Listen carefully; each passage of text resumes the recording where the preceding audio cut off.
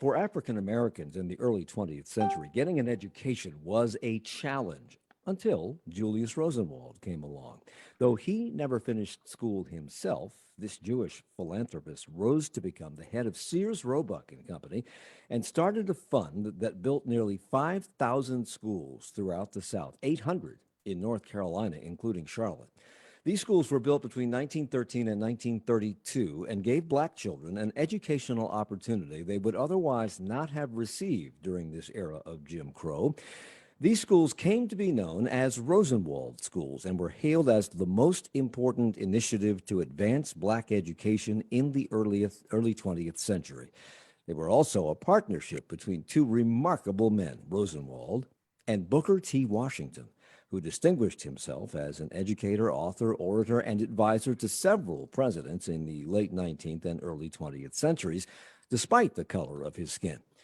Next month, the Charlotte Museum of History will highlight this unexpected partnership and explore the legacy and ongoing impact these schools had in Mecklenburg County and throughout the South. And joining us to talk about that and more are Andrew Filer, Fanny Flono, and Dan Morrill. Mr. Filer is a photographer and author, a fifth-generation Georgian who grew up in Jewish Savannah. His latest book of photography is titled A Better Life for Their Children, Julius Rosenwald, Booker T. Washington, and the 4,978 schools that changed America. His photographs form the backbone of an exhibit of the same name, which opens on February 5th at the Charlotte Museum of History. Thank you for joining us this morning. Welcome. To be here. Thanks for having me.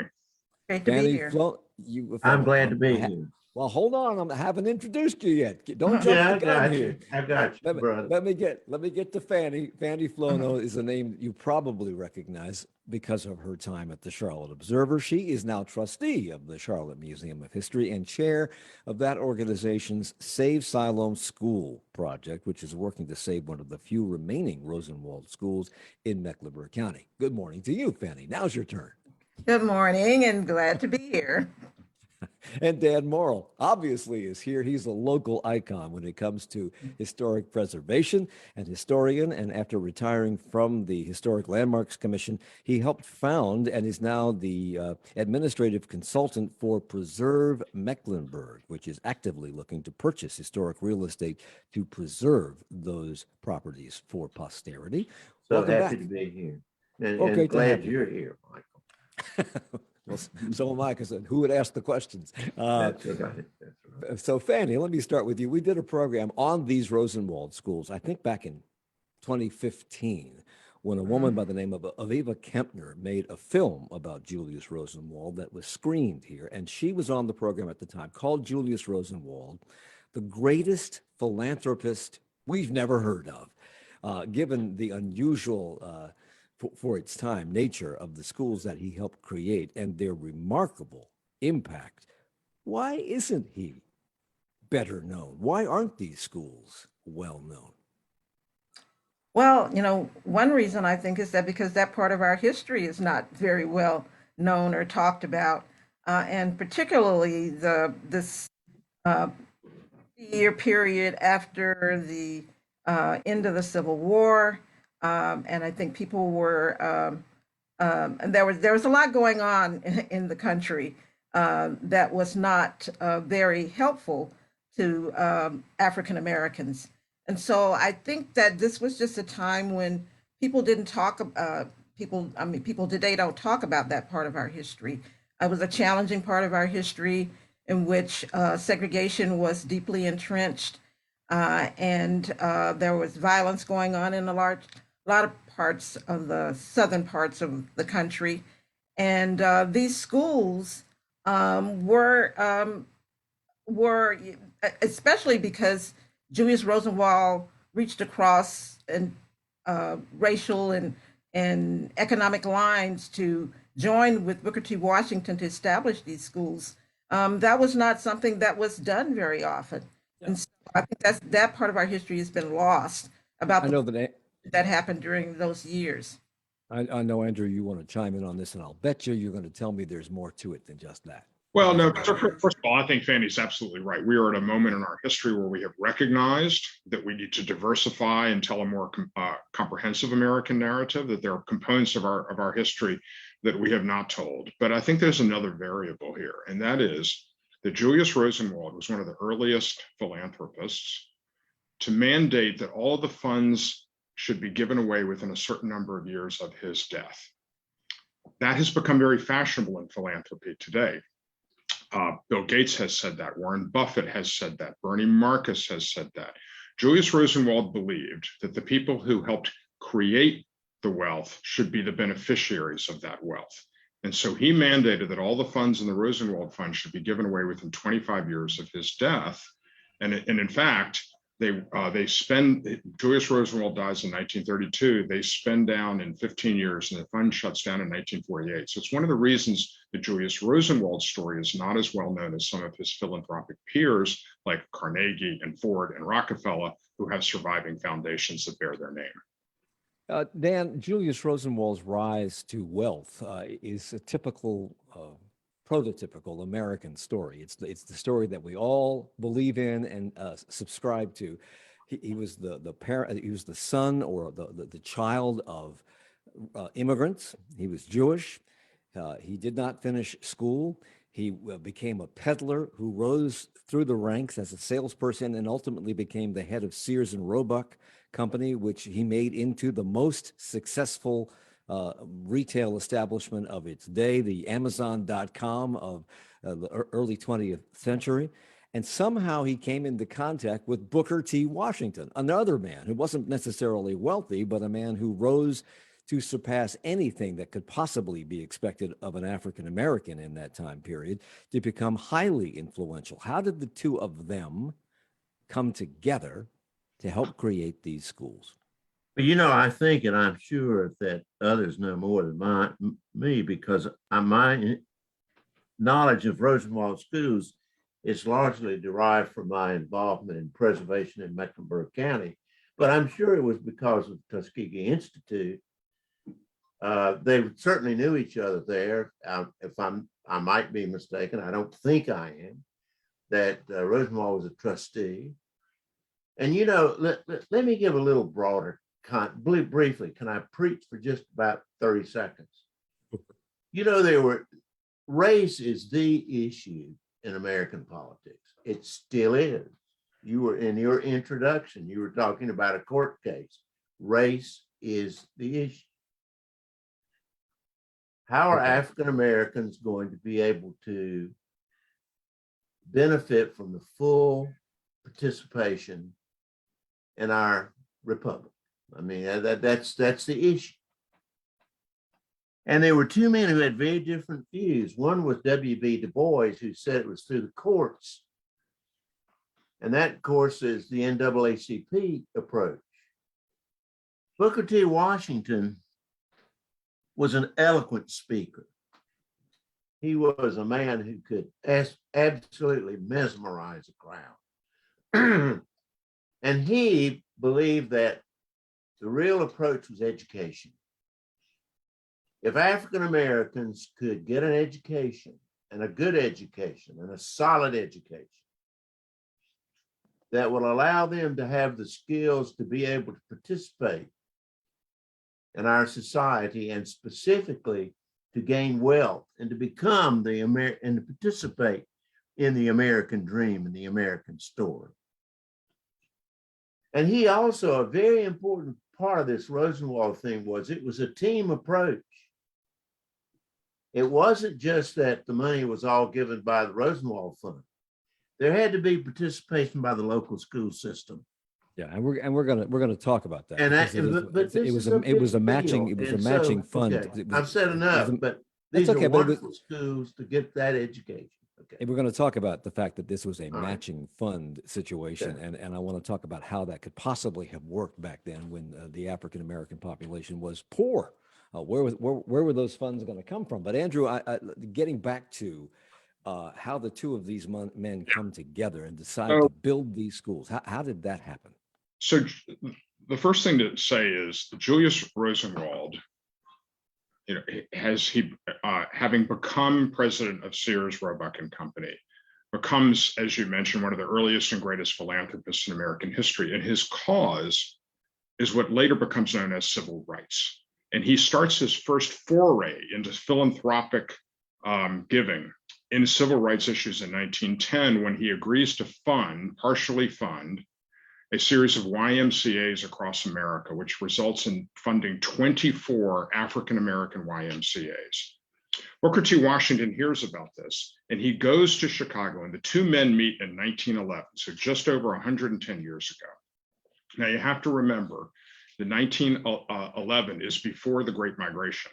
So 90% of African Americans live in the South, and public schools for African Americans are mostly shacks, with a fraction of the funding provided for the education of white children. Many jurisdictions do not even have public schools for African Americans.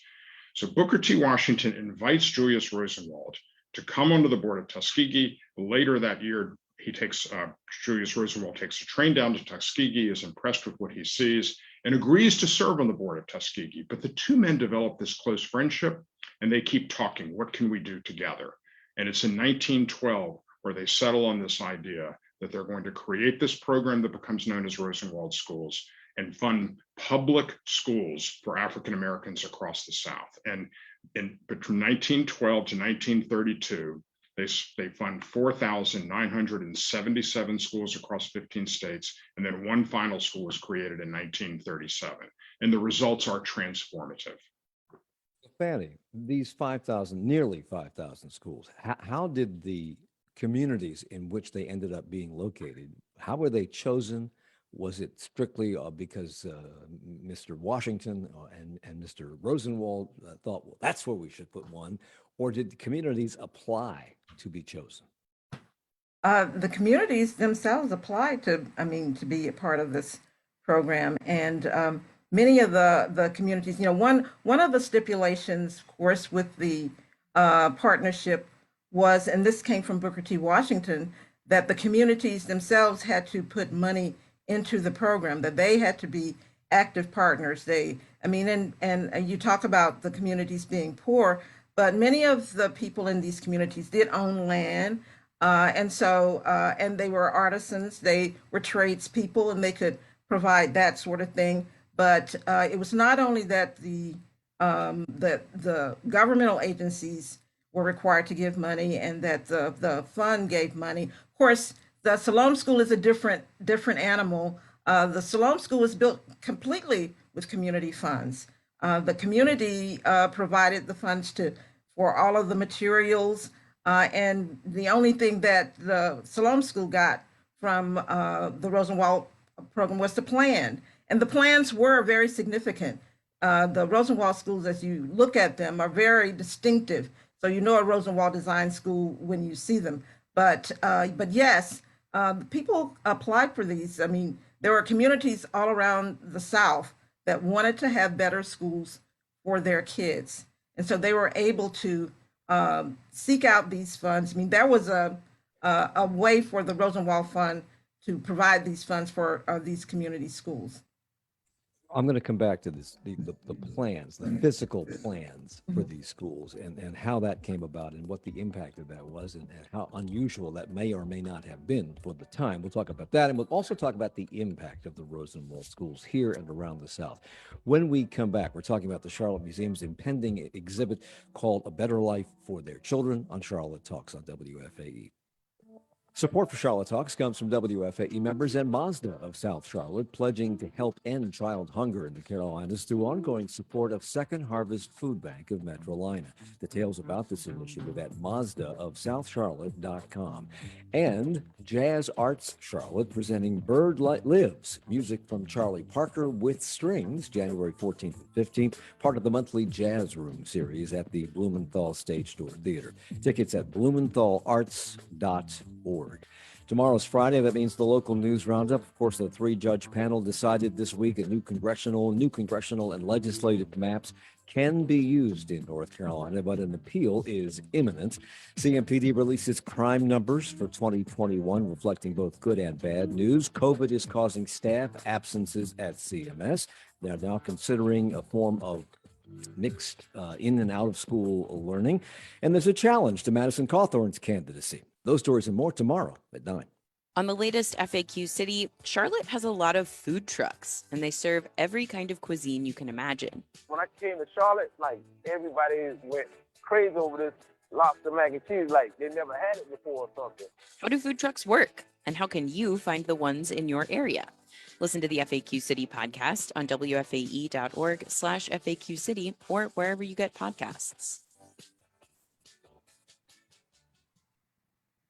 It's Charlotte Talks on listener-funded 90.7 WFAE and 90.3 WFHE. I'm Mike Collins. We're talking about the Rosenwald Schools. Nearly 5,000 of them were built throughout the South.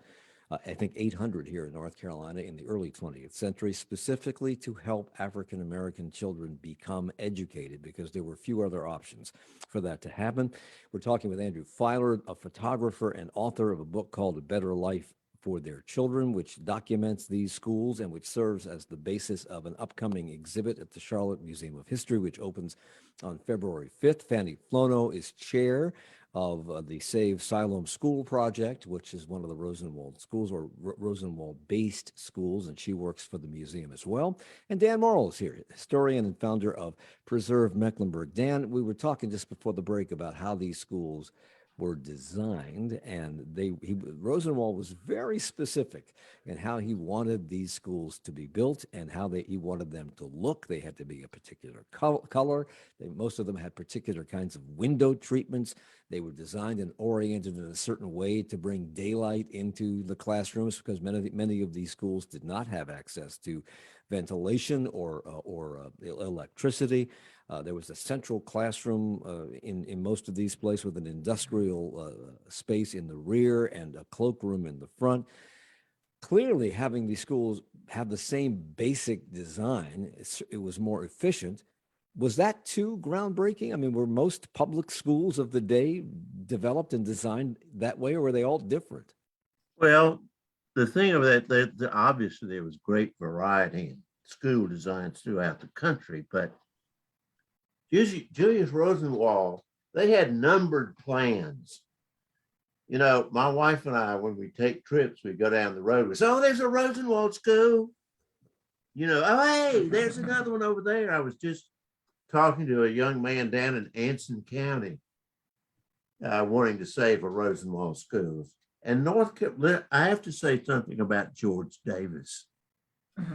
Because George Davis, who was the first African-American professor at Johnson C. Smith University,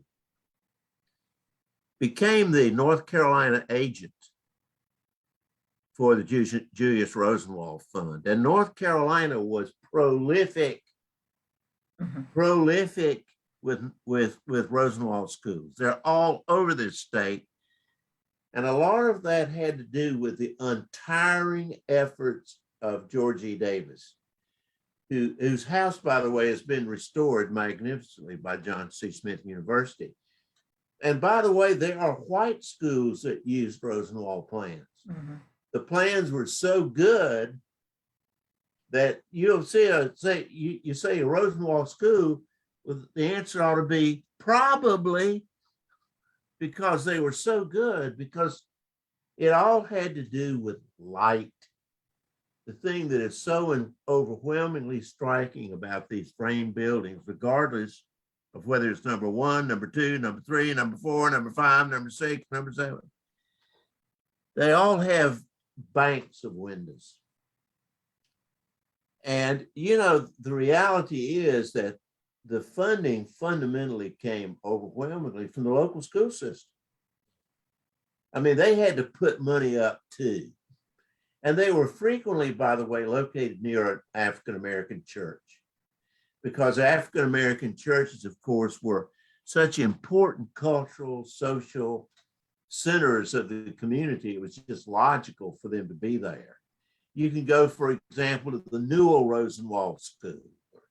You can go to the Billingsville Rosenwald School, or you can go to the McClintock Rosenwald School, all of which are in Mecklenburg County, by the way. And, you know, they grew up in rural communities. They're wonderful. Let's talk about that. We mentioned the fact that these schools were funded through matching grants. Julius Rosenwald put up a third of the money. A third of the money was supposed to come from the African American community, and a third of the money was supposed to come from governmental entities. And I think state school boards were responsible for a lot of the governmental share of this at a time when they did not provide money for education for African American students. They couldn't go to the white schools, and so most of them, as Dan referred to earlier on, went to schools in shacks or not at all. So what, Fanny or Andrew, what was the motivation for the state school boards to put up the money when they wouldn't do it on their own? First of all, let me flesh out the detail a little bit in terms of how the program worked, because the African American community had to contribute, but they counted cash, land, material, and labor. So it was deliberately structured to invite multiple means of African American community participation. And it's important to remember the Black community is already being taxed to pay for white schools, and they had to dig deeper to fund these schools. So why did they do it? So the short version, the short answer to that is really this broad narrative in American history. Education has been the access point to the American dream, the on-ramp to the American middle class since before there was the United States of America. The first taxpayer-funded school in America is created in 1644 in Dedham, Massachusetts, and our cultural commitment to education goes back that far. And I'll just answer your question this way in terms of to tell you the story about where the title of my book came from. I was in most of these schools are no longer in use. Most of the 4,978 schools, only 500 survive, and only half of those have been restored. Very, very few are still in use for educational purposes because they outgrew that use long ago. I was in a school in Louisiana, which is still one of those unusual Rosenwald schools, still in use for educational purposes. And I was talking to the principal who knew the history of the school. 70% of the money came from the Black community. And she marveled at that commitment. And she said, they worked and they strove and they did what they could to make a better life for their children, because in their eyes, education was liberation. And I think that speaks to the passion for education in these communities. They understood that education was the way into the promise of America. Andrew, as I understand it, and correct me if I'm wrong, you first became aware of these schools in about 2015, and that was the same year that that documentary that we had the director of on to talk about, Aviva Kempner. She was on this program. Have the two of you spoken? Is that how you became aware of these schools? How did you become aware, and why has this become so important to you? Yeah. So I've been a serious photographer most of my life. About a decade ago, I started down this path of taking my work more seriously and mercifully being taken more seriously.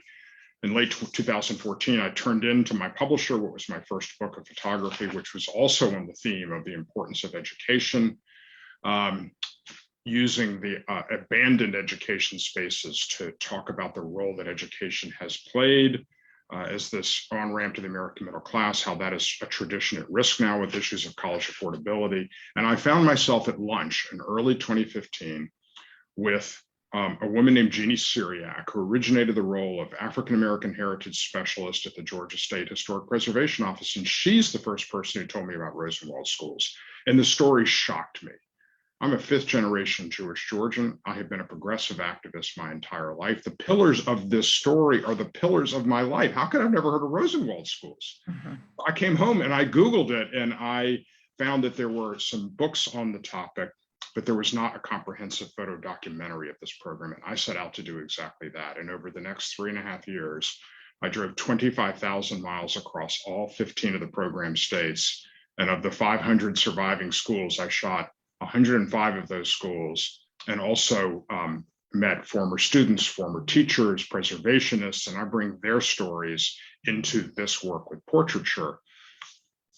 And the last thing that I'll say is that I kept running into these schools being part of a broader web of American narrative.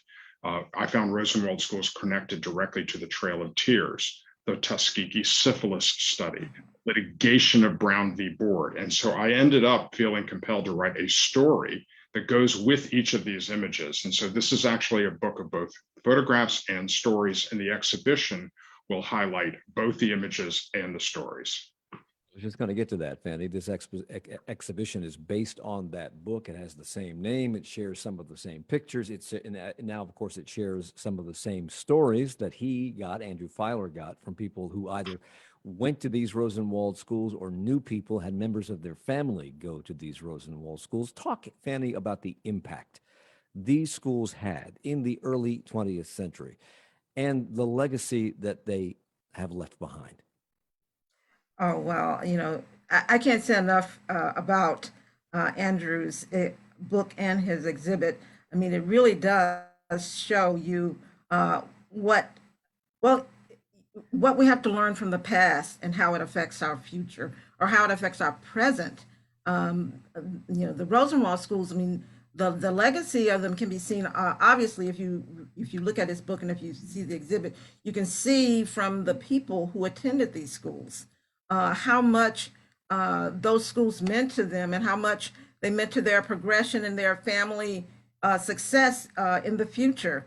I had a cousin who I was telling Andrew, who died just a couple of years ago, and she was 102 years old. She attended a Rosenwald school, and she talked for years about the impact of going to a school where you didn't have to worry about whether or not you were going to be cold. You didn't have to worry about whether there were holes in the roof, that you had good books, that you could concentrate on your learning. My cousin, who attended a Rosenwald school in South Carolina, became the first person in her family to go to college and the first person in her community to get a master's degree. All of the people, some of the famous people who have attended Rosenwald schools, like John Lewis, Maya Angelou. I mean, all of these people kind of are testaments to the power of that educational opportunity back in those days. And so, the Rosenwald Fund has tentacles that still go out across the country today. And I think is one of the most important things about the Rosenwald School process is that it really did underscore that people can reach across race and economics and join hands to do something that's going to be for the betterment of the total community. And I did want to make one comment about the fact that the county did provide some funds for these schools. I think even back in those days, and I think one of the issues as we look at our history now, a lot of what we know about our history is not exactly on point. I mean, there were county leaders who were very interested in providing an education for Black people. Not the same kind of education that white people got, of course. They didn't want it to be on that level, but they understood that having a basic education for everyone was a benefit for the whole community. Let's explore that for a second because, Dan, these schools came along well before Brown v. Board of Education, well before we even thought about the possibility of integrating schools, and at a time when separate schools for Black children were absolutely, unequivocally not equal to the schools and the education being provided to white children.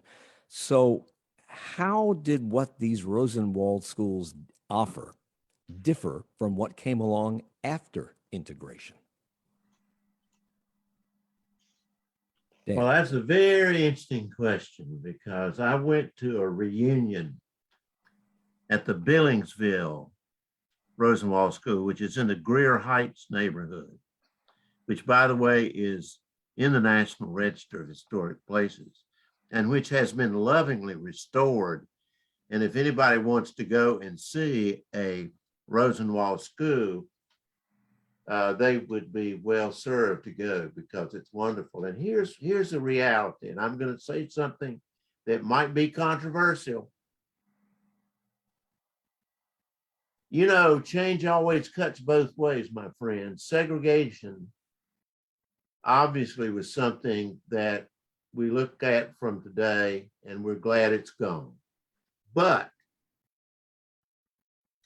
when those children in that Benningsville school gathered the day that I went over there, I cannot tell you the love, the sense of memory, the sense of identification that they had with what they regarded as their school.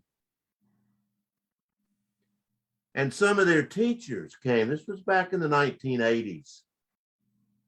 And some of their teachers came, and the respect and the love that those students had for those teachers was overwhelming. So are And you let me tell you saying, are you, something else. Dan, They really Dan, are made those- I'm sorry. Dan, it's Yeah. okay. Are you saying then that this kind of fits into a lot of things that we have talked about on other programs about this, that there was in these schools among the African-American community members who made them possible, and among the young people who went there, who then grew up and became adult alumni of these schools, that there was an investment in these schools on their part and pride on their part in the fact that these schools existed and worked. Absolutely. Absolutely. And I tell you, the thing is, they were really, those teachers knew what those children faced. And they were very, very devoted to trying to do the best they could for those children. So, And those Fanny, children looked upon that school as a haven. It was a safe place. It was a place where they could be affirmed. When they went out in the broader community, sometimes they didn't feel that. So you asked the question. It's not as simple, and you don't have to be, I'm not a progressive activist. I'm a moderate Republican. But I think the Rosenwald schools are extremely important because they're part of our history and they're part of our story. And you don't have to be a political activist to be in favor of Rosenwald schools. So, Fanny, I have 60 seconds left in Yeah. this segment, and I know that you are involved in this Save Siloam School project, which is a Rosenwald school. You're trying to raise $1 million for it. You've raised about $671,000 toward that effort. And in the 1920s, when this school was built, you talk about the janitor, Nelson Young, walking 5 miles every day to light the fire in the stove for heat and to get water from a spring for these kids. And you talk about the two major teachers in the early days of that school, Maddie Osborne and Margaret Gillard, who also had similar journeys to get to that school. That's a testimony to what these schools meant, right? It's a testimony to what those schools meant to their community. And even, as I said, the building of the school by the community, scraping together the dollars that they had, leveraging whatever power they had to build a school, as Andrew said, to have a better education for their kids.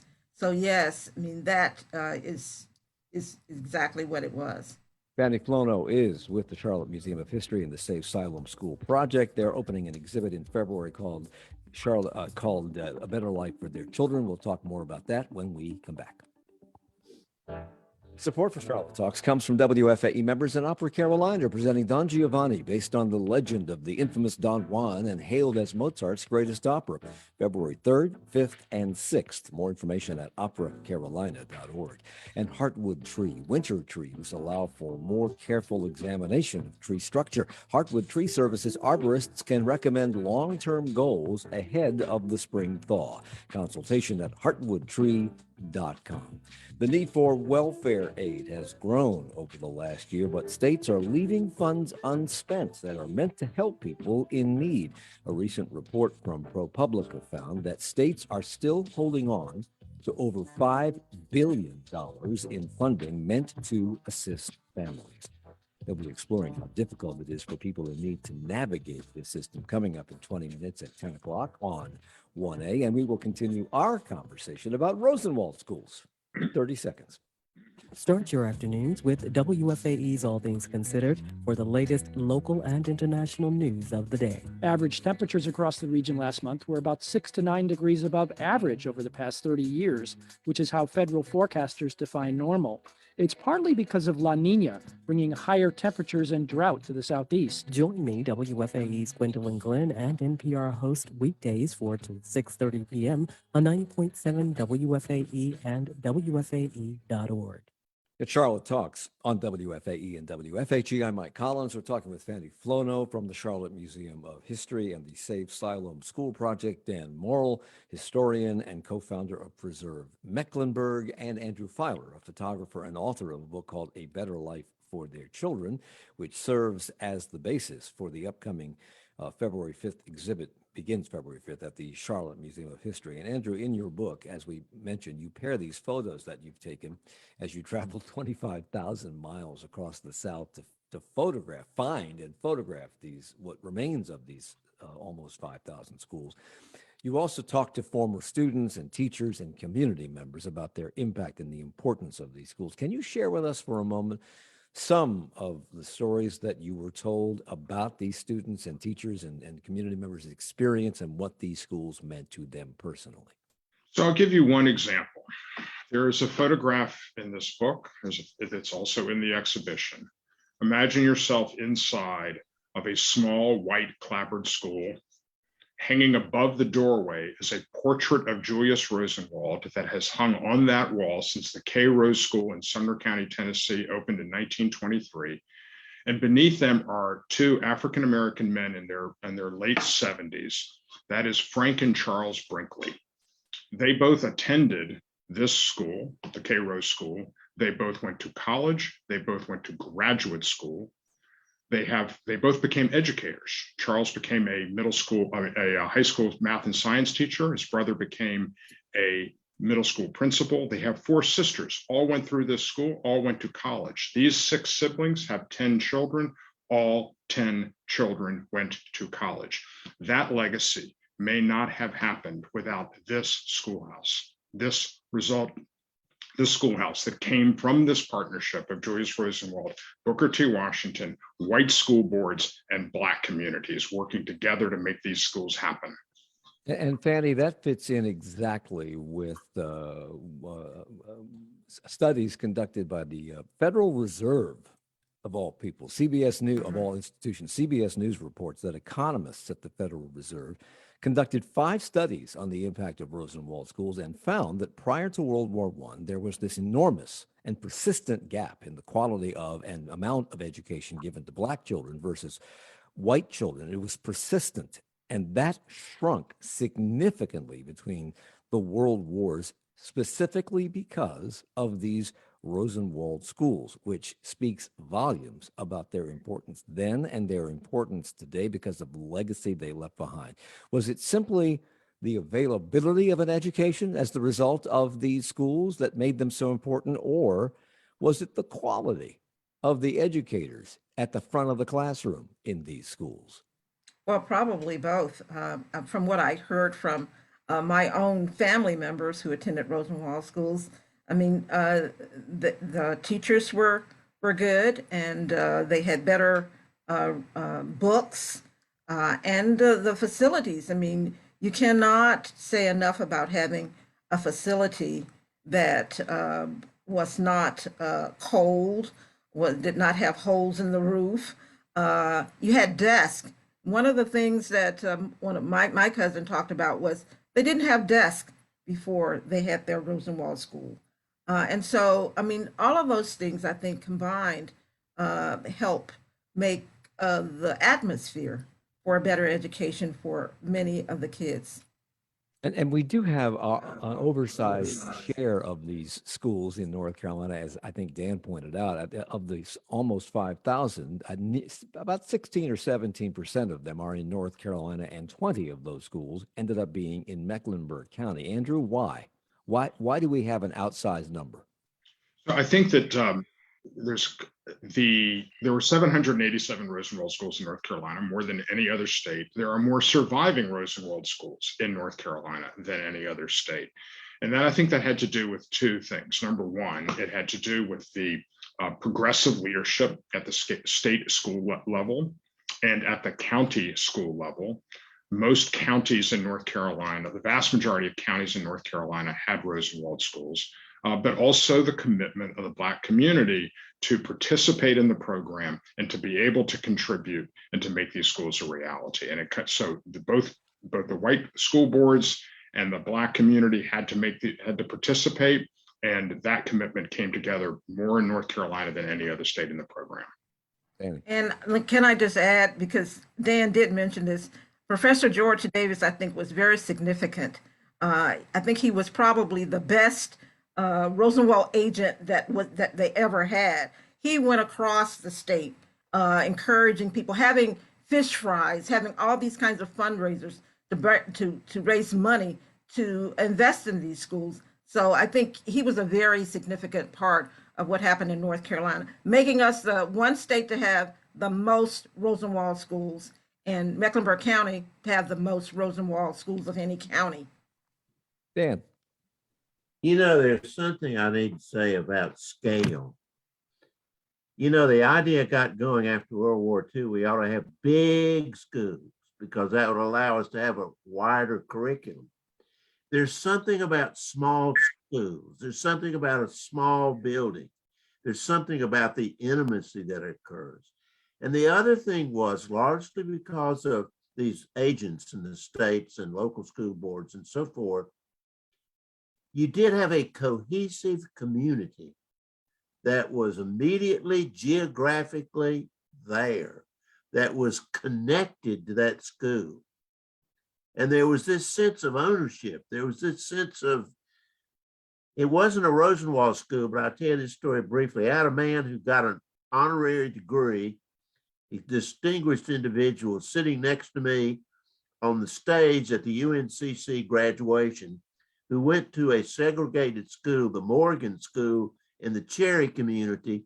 And he told me, just tell you, I never would have gotten what I have gotten without going to the Morgan School. There is, Go ahead. I mean, education is it's a very complex thing when it works and it doesn't work. It's an art form. I want to get back to Mr. Rosenwald, Julius Rosenwald, and what made him pursue this and who he was as a person and the kind of person that he was. By all accounts, he was a humble man, as I think has already been discussed, who didn't believe in leaving money to foundations to spend after he died. He wanted it all spent very quickly after he died. And he also believed in spending the money while he was alive, which is something that we take it for granted now because of people like Bill Gates and Warren Buffett and others, but that was unique in that time period. He also had an opinion about rich people, such as himself, that seems important to hear in this day and age. And here is Julius Rosenwald talking about that philosophy in the documentary Rosenwald. Most people are of the opinion that because a man has made a fortune, that his opinions on any subject are valuable. Don't be fooled by believing because a man is rich, that he is necessarily smart. There is ample proof to the contrary. Most large fortunes are made by men of mediocre ability who tumbled into a lucky opportunity and couldn't help but get rich. How refreshing is that? Let's go back to the early 20th century and to the people who came through these schools and who they are. Fanny mentioned several of them a moment ago, but let me just go through the list of alumni. This is going to blow your mind if you don't know this. Maya Angelou, the opera singer Marian Anderson, the late John Lewis, Washington Post columnist and Pulitzer Prize winner Eugene Robinson, playwright George Wolfe, Woody Guthrie, Ralph Ellison, Langston Hughes, James Baldwin. That's just a few of the luminaries who are alumni of these schools. What made these schools, Dan, so successful and able to turn out such a constellation of graduates? Because the magic of the classroom worked. because there were students who felt a sense of commitment to learning and teachers who felt a commitment to teaching. That's when it always works. It's a two-way street. And if you don't have that, you just don't, it just doesn't work. Both you, Dan, and you, Fanny, are involved in the preservation of Siloam School. When you're finished, what will it become? Fanny, how will it be used? Well, we are planning programming that talks about not only that period of time, helps especially young people. We want to have young people to understand what it was like living in Charlotte Mecklenburg or in the South during those early 1920s and what education was like.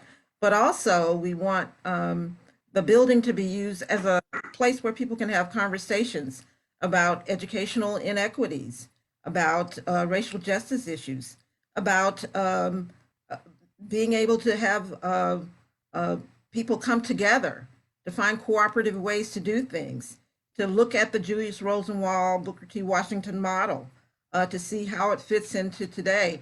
So we hope that the building will become a community resource where many, many kinds of issues will be discussed and where maybe we can craft solutions to some of our present day problems. And Dan, you mentioned another of these Rosenwald schools in Mecklenburg County, the Billingsville School in Greer Heights, which was rescued in 2015 and rededicated as a community center. It was originally a frame building, as most Rosenwald schools of the time were, but the community got together at some point and raised $500 to have masons brick it up. As somebody who has devoted a major portion of their life to historic preservation and the promotion of historic preservation, tell us what we gain when we preserve things like Rosenwald schools and what we lose when we don't. We are visual creatures, photographer. We are visual creatures. These things that we see in life as we go through what we call the built environment make us reflect and learn. History is not the past, as was said. History is our consideration of the past. You know, the great thing about the Rosenwald Schools, and I hope this really happens with the Museum of History, I want just as many Republicans as Democrats go in that building.